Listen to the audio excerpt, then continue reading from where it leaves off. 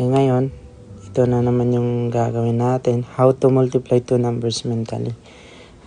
Paano mag-multiply na hindi mo na kailangan isulat sa isip lang.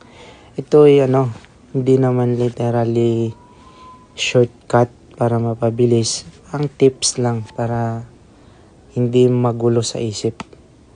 Halimbawa, say 17 times 19. Dito para mas mabilis, hindi magulo sa isip, ilalapit natin siya sa nag-end sa 0.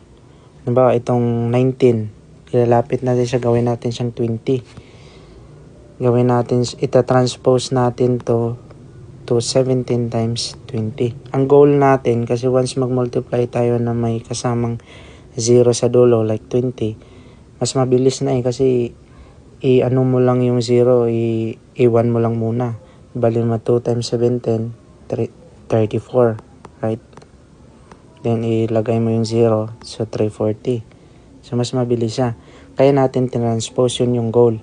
Ngayon, para matranspose natin itong 17 times 19 sa 17 times 20, kailangan natin ito mag-add ng 17. Bakit 17? Kasi pag sinabi kasing 17 times 19, parang ibig sabihin, meron kang 19 pieces of 17.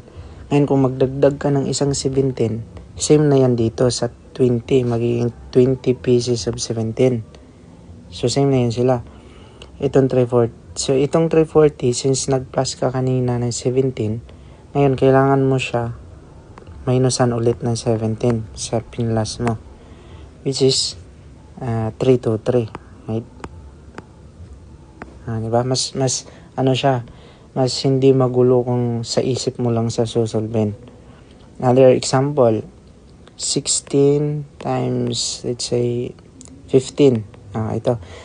Kaya rin sa previous video, nag-ano din ako na square a number that ends with 5 kasi pwede mo din dito siya makatulong din siya dito kasi mas malayo yung 0 para mas may isang choice ka din na ilapit mo din sa 5. Halimbawa ito, i-convert mo siya dun sa 15, magiging 15 times 15. Yan. So para mangyari yan, ito kailangan mo minusan ng isang 15. Kasi sabi na, meron kang 16 o 15 So, bali 15 o 15 na lang.